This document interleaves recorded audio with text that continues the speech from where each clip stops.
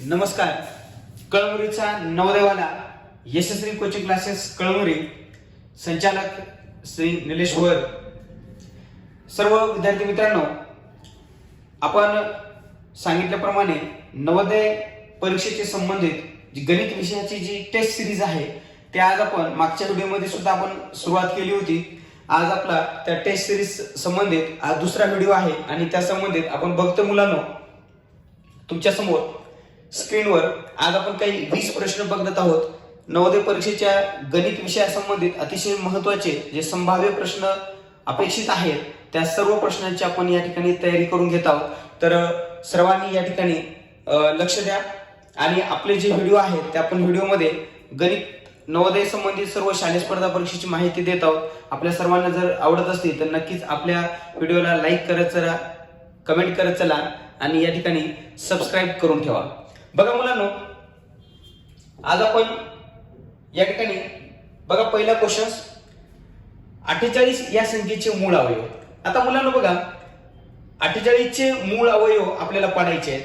तर तुम्ही बघू शकता 48 आता या संख्येचे आता मूळ अवयव पाडायचे म्हणजे काय करायचं तर मूळ अवयव पाडायचे म्हणजे 48 ची दोन संख्येच्या गुणाकाराच्या स्वरूपात त्याचे आपल्याला फोड करून घ्यायचे. म्हणजे बघा 2 गुणिले 24 होता. आता या 24 चे अवयव पाडा. 2 गुणिले 6 एक 6 आणि 12. आता 24 चे आपल्याला अवयव पाडायचे. तर 24 चे अवयव पडत असताना आपण बघतो 2 गुणिले 12 नंतर 12 चे अवयव पाडून घ्या. 2 गुणिले 2 गुणिले ठीक आहे 3 गुणिले 6 नंतर 6 चे अवयव पाडून घ्या. 2 गुणिले 2 गुणिले 3 जसेच्या तसे आणि 6 चे अवयव जर पाडले आपण तर एक मिनिट मुलांना बघा 1 मिनिट.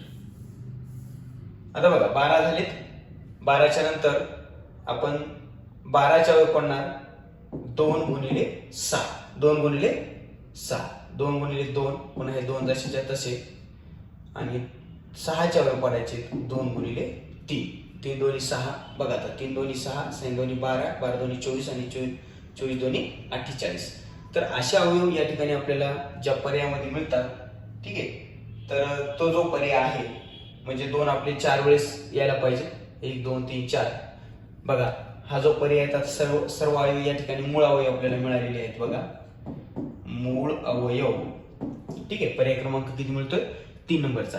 किंवा तुम्ही याला असंही करू शकता मुलांनो, जर तुम्हाला मूळ अवयव नाही पाडले जर तुम्ही पर्यायाचा जर विचार केला तरी सुद्धा तुम्ही डायरेक्ट पर्याय सोडवू शकता. म्हणजे कशा पद्धतीने बघा आता या पहिल्या पर्यायामध्ये चारही पर्याय 2 गुणिले आहेत. सगळ्यांचा गुणाकार 48 येतो का? येत नाही. बघा या ठिकाणी 12 ही संख्या येते तर 12 ही संख्या मूळ अवयव मध्ये येत नाही म्हणून या ठिकाणी दुसरा पर्याय आपण कॅन्सल केला.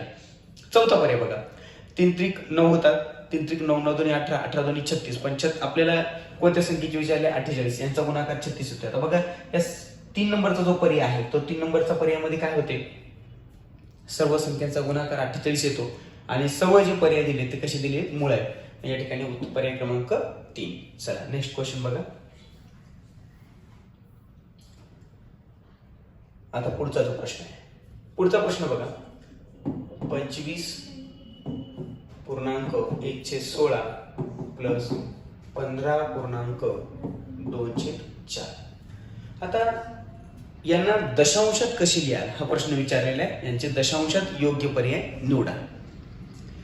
या अपूर्णांकाची किंमत दशांशामध्ये सोडवायची. आता बघा मुलांनो नवोदयमध्ये अपूर्णांक हा चॅप्टर अतिशय महत्वाचा आहे.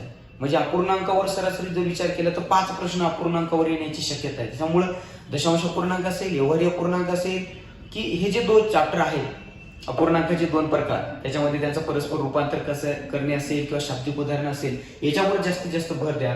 जवळपास 4 ते 5 प्रश्न हे नवोदयमध्ये त्या ठिकाणी विचारले जाणार आहे. त्याच्यामुळे हा चॅप्टर अतिशय महत्वाचा आहे. आता बघा यामध्ये आपण याला दशांशामध्ये कन्वर्ट करायचं म्हणून आपण दशांशाच्या पद्धतीने उत्तर आणण्याचा प्रयत्न करा. आता हे 25 आहेत आणि हे 15.